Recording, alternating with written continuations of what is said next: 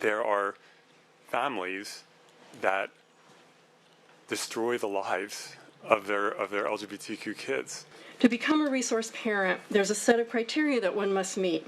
This includes the ability to demonstrate an understanding of the unique needs of LGBTQ youth and the capacity and willingness to meet those needs.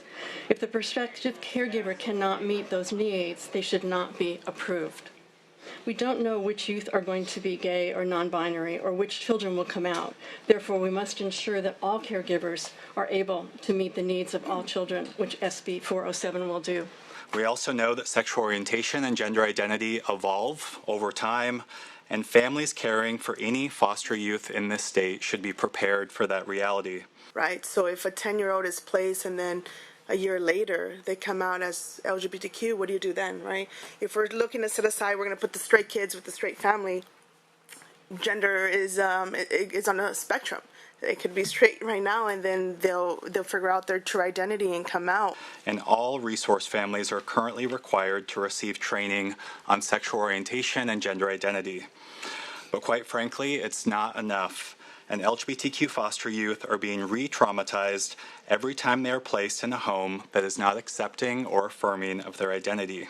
It is appropriate that loving families may question the appropriateness of certain services. This may come from their faith perspective. It may be a conscience decision based on their understanding of the child and their particular needs, or it could simply be questioning the medical soundness of certain gender-affirming care. I question the assertion that every family must demonstrate the capacity and willingness to meet the needs of LGBTQ+ and gender-expansive youth, including the right to have access to all available services in order to meet the requirement for a loving resource family in California. Why foster parents and why Judy and I have basically withdrawn is we're tired of fighting the system. When government comes into my home and dictates to me how I'm going to raise my family and the environment and the values that I have to establish, it's no wonder we are, as a nation, as a state, as a community, where we are today. Thank you It's for coming to talk to us today. I think that's where this bill, Thank you. the only reason I'm in opposition. Thank you, sir. You know, we don't know the 3-year-old is going to come out. We don't know the 16-year-old is going to come out. And so that's why, with 30% of the potential population being LGBT, we have to make sure that all families can be affirming. Two things. This is a large chunk of the foster youth population, right? It's not just like a few kids. So we're just trying to make sure that they're in the right homes, and it's really straightforward. It's a huge number of these kids. But the second thing is there are so many kids we don't know. And so they're being placed in a home when they're 1 or 3 or 7 or 10 or 12 or whatever, and we have no idea if they're LGBTQ, and at some point they come out, and that if that parent is hostile, that's a huge problem. And I want to be clear in terms of the opposition. No, this isn't about people's opinions. People can have whatever opinion they want. This is about how you are going to raise a child and treat that child. So if you are going to, if you have your own opinions about LGBTQ people, and that means that you can have those opinions. But if that means you're going to try to put your child in conversion therapy, and by the way, the California Catholic Conference has opposed every effort to get rid of conversion therapy in California, which is psychological torture. So we want to make sure that you are not putting kids in the homes where they are literally potentially going to have violence committed against them or torture. That's all this is. It's a screen.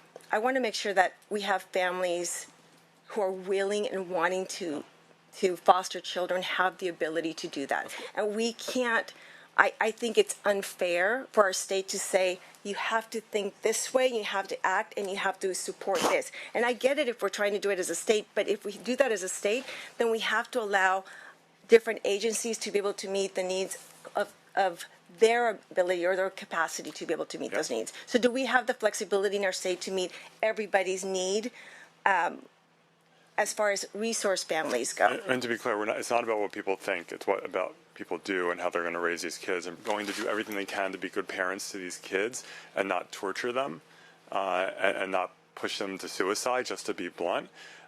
That's one thing. if you have parents who are like, well, I believe in conversion therapy, and I think that any LGBTQ kid needs to go into conversion therapy to get on the We shouldn't have that match. right. Well, that's one of the extreme examples, but that is real, and so I think that's why there's a spectrum, and that's why we have a system that evaluates each family.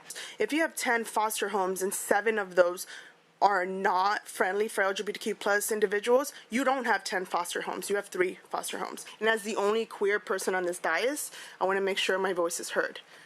I also consider myself a person of faith and understand that when it comes to kids, when it comes to loving thy neighbor, there is no sweeter love than to love a child and to help that child through the journey of whatever it is that they are battling with, whether it's gender identity or sexual orientation or just finding out who they are.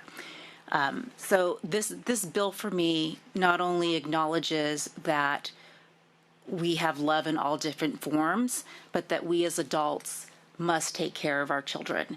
And that's the soft point for me on any bill or legislation is how are the children doing?